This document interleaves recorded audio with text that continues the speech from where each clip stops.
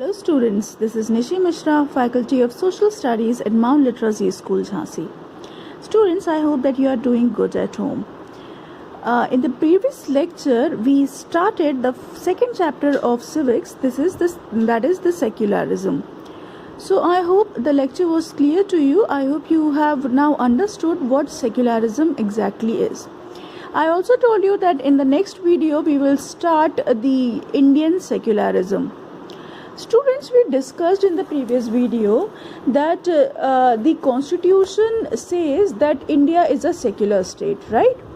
Why I said that? Why it is written in the written in the constitution that India is a secular state? Because we welcome all the religion in one state, right? So that means like the various religions are living together in India. So according to the constitution, like a secular state can realize its objectives. Why? To ensure, why they have said that India is a secular state? Because there are certain objectives behind it. What are those objectives? It is that one religious community does not dominate other. अगर उन्होंने secular बोला है, that does not mean कि कोई एक जो major religion है वो किसी दूसरे माइनर रिलीजन को डोमिनेट करे. It should not be done, right? This some members do not dominate other members of the same religious community. ऐसा नहीं होना चाहिए कि भाई अगर हिंदूज हैं तो हिंदूज के कुछ मेंबर्स ही अपने रिलीजन में ही खुद को डोमिनेट कर रहे हैं, right? This should not be done. That the state should not enforce any particular religion nor take away the religious freedom of the individuals. ऐसा नहीं होना चाहिए कि भाई इंडिया ने ये बोल दिया कि हमें तो हिंदुइज्म ही फॉलो करना है. आप लोग जो भी थे पहले, आपको अपना रिलीजन छोड़ के आपको सिर्फ हिंदुइज्म फॉलो करना पड़ेगा. ऐसा नहीं है. एक जो सेक्युलर स्टेट होती है वो इक्वल रिस्पेक्ट प्रोवाइड करवाती है to each and every religion, right? So अब टू अटेन दिस, ये जो ऑब्जेक्टिव्स हैं उसको अचीव करने के लिए what India does, they are using some strategies, right? So what are those strategies? Number one is it is distancing itself from the religion. यानी कि जो गवर्नमेंट है उसका किसी भी रिलीजन में कोई इंटरवेंशन नहीं है, कोई इंटरफेरेंस नहीं है. यानी कि गवर्नमेंट की जो पॉलिसीज़ हैं उनका रिलीजन से कोई लेना देना नहीं है. Like, see, it is not been ruled by any of the religious group, or it is not been supported by any of the religion. It is like that Indian government spaces like law courts, police stations, government schools and offices, they are not supposed to display or promote any one religion. The second way in which the Indian secularism works is to prevent the domination through a strategy of non-interference. Non-interference means that in order to respect the sentiments of all the religions and not to interfere with the religious practices, it makes certain exceptions for particular religious communities. The third way in which the Indian secularism works is to prevent the domination of one religious group. One religious group is through the strategy of intervention.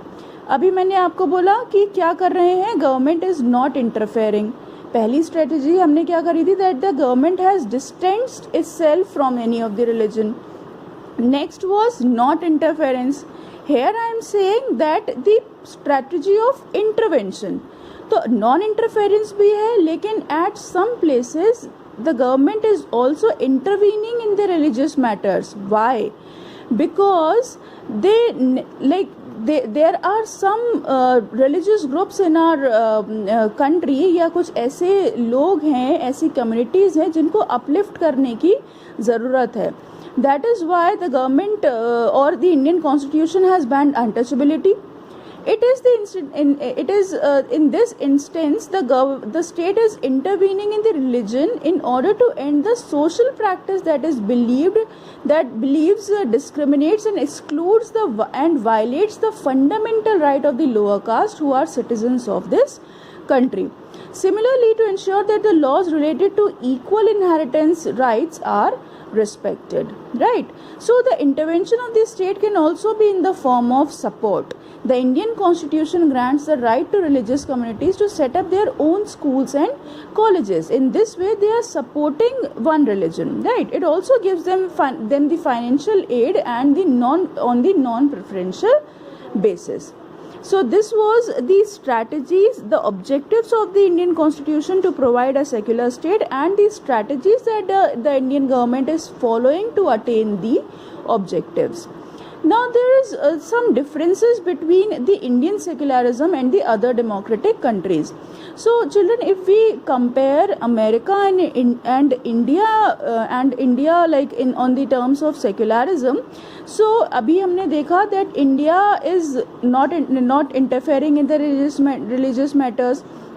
Total distance है from the religious matters, but at the same time it is also interfering or intervening in the religious matters of the people. Whereas in America वो वहाँ पर बिल्कुल भी जो है there is a strict separation between the religion and the state of American secularism, right? Like example is that Indian constitution intervened in the Hindu religious practices in order to abolish untouchability, whereas the American government they never interfere in the religious matter of the people in any manner, right?